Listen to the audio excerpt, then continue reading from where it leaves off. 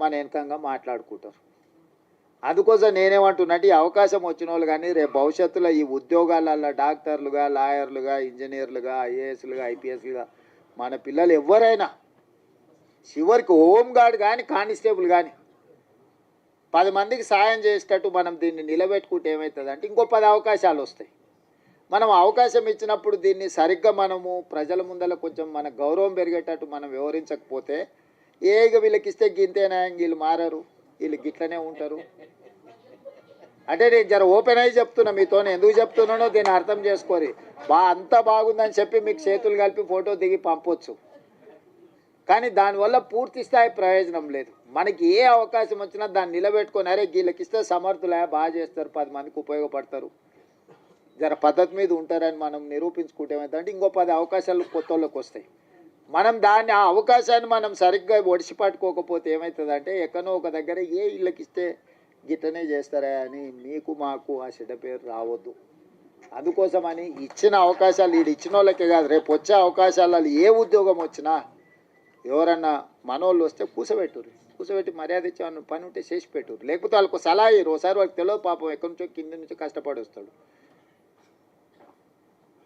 వాళ్ళకి తెలియక ఏదన్నా అట్లా ఇట్లా కొంచెం మాట్లాడతారు. వాళ్ళు కూర్చోబెట్టి మాట్లాడేది నేర్పాలి, పని ఎట్లా చేసుకోవాలో నేర్పాలి, ఈ పని ద్వారా 10 మందికి ఎట్లా మనము సాయం చేయాలో కూడా వాళ్ళకి కొంచెం ఓపిక తెచ్చుకొని నేర్పాలి. మేము అయిపోయినాం కాబట్టి మేము ఇంకా మిగతా వాళ్ళకి మేము పెద్దగా చెప్పము అనే విధానం మనకు ఉండొద్దు. ఎందుకంటే ఇది ఒక గొప్ప అవకాశం. ఈ గొప్ప అవకాశాన్ని 10 మందికి ఉపయోగపడే విధంగా చేయండి.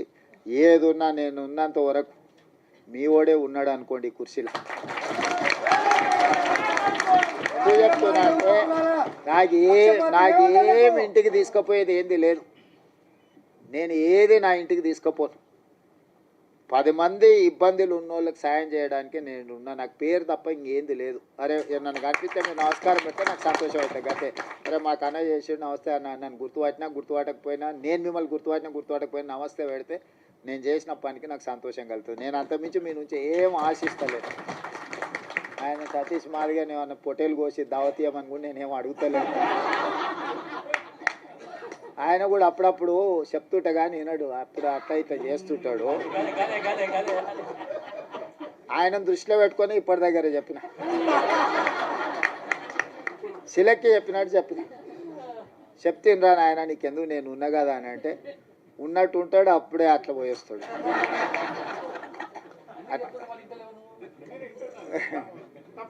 చింతాస్వామి సరే, చింతాస్వామి నాకు చదువుకునేటప్పటి నుంచి కూడా తెలుసు, ఫైన్ ఆర్ట్స్ కాలేజ్ నుంచి కూడా తెలుసు.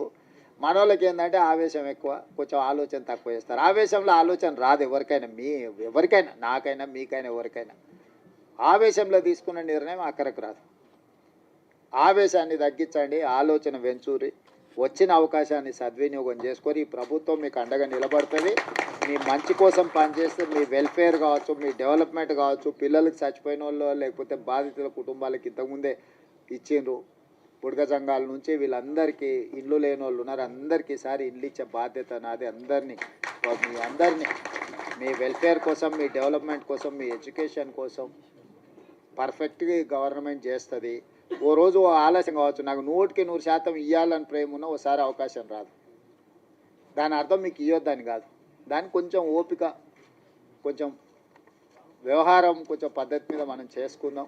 మీరందరూ ఎవరితో కొట్లాడకరి, మీరు ఎవరితో వాదించాల్సిన పని లేదు, ఎవరితో కొట్లాడాల్సిన పని లేదు. మీ పని మీకు జరుగుతుంది. జరగడానికి ఇంతమంది ఉన్నాం మేము ఈడ. మీకు ఏం కావాలో చేసి పెట్టడానికి మేము ఉన్నాం, చేసి పెడతాం. మంచిగా చేసుకొని నిలబెట్టుకోండి. పిల్లల్ని మంచిగా కోచింగ్ సెంటర్లకు పంపించుర్రి, ప్రిపేర్ చేయండి, పాస్ చేయించుండ్రి. వాళ్ళకి ఎడ్యుకేషన్కి ఏం కావాలనో, వాళ్ళ కోచింగ్లకు ఏం కావాలనో కూడా ఫర్దర్గా చేద్దాం. ఎందుకంటే ఇప్పుడు వరుసగా నోటిఫికేషన్లు వస్తాయి. ఈ నోటిఫికేషన్లలో పిల్లలు సెలెక్ట్ కాకపోతే మనం ఇచ్చిన ప్రయత్నం అంత ఏంది? బ్యాక్లాగ్ పోస్టులు ఎందుకు ఉండాలి? పిల్లల్ని చదివించురు, వాళ్ళ చదువులకు కావాల్సిన, వాళ్ళ కోచింగ్లకు కావాల్సిన ఏమున్నాయి, ఫారెన్ పంపించడానికి స్కాలర్షిప్లు ఉన్నాయి, అన్నీ ఇస్తా. పిల్లల్ని పంపించురు, బయటికి పంపిరు. ఎంతసేపు మన ఊర్లోనే మనం ఉండి, మన ఇళ్ళలోనే మనం ఉండి, మన దగ్గరనే ఉండి, ఇక్కడనే మనం ఇందులోనే ఇది చేయకంటే కొంతమంది చదువుకున్న వాళ్ళు చిన్న బయటకు పోతుంటే వాడు పెద్దోడు అవుతాడు, ఎదుగుతాడు, సమాజానికి ఉపయోగపడతాడు. వాడిని చూసి ఇంకో నలుగురు తయారవుతారు. అరే మావాడు అమెరికాకు పోయి మేము కూడా పోతుంటాం, వాడు పోయినోడు నలుగురిని తీసుకుపోతాడు. ఒకరు పోయినరా అనుకో, నలుగురు తనకు తెలిసిన వాళ్ళే తీసుకుపోతాడు కదా. అట్లనే మన దాంట్లో కూడా ఎవరైనా పోయేది ఉంటే కొంచెం భుజం దట్టూరి చేరి ఏ పని ఉన్నా వచ్చి చేయించుకొని పోండి. మీ అందరిని చూసి నాకు మంచి సంతోషమైంది. మీరందరూ అండగా నిలబడి ఉంది. ఒక సభ నేను మిమ్మల్ని అందరిని అడిగేది ఒక్కటే, నా కోసం కాదు, రాహుల్ గాంధీ గారు దీంట్లో పెద్ద ఎత్తున చేసిండు. మీ సత్తా ఆనాడు ధర్మయుద్ధం పరేడ్ గ్రౌండ్లో చేసినప్పుడు నేను మీకు అండగా నిలబడ్డా. మీకు గుర్తుందో లేదో మరి ఇది వచ్చిన వాళ్ళు. సరే ఆ రోజు నేను వచ్చిన అట్లాంటిది ఈరోజు విజయోత్సవ సభ పెట్టుండ్రి. రాహుల్ గాంధీని దామన్న తీసుకొస్తాడు. ఎందుకంటే మనము కృతజ్ఞత చూపిస్తే ఆయనకు కూడా ఉత్సాహం వచ్చి ఇంకో 4 రాష్ట్రాలలో చేపిస్తాడు. ఎందుకంటే ఇప్పుడు కర్ణాటకలో మిగతా రాష్ట్రాలలో కూడా ఇది కొంచెం వాయిదా పడతా వస్తుంది.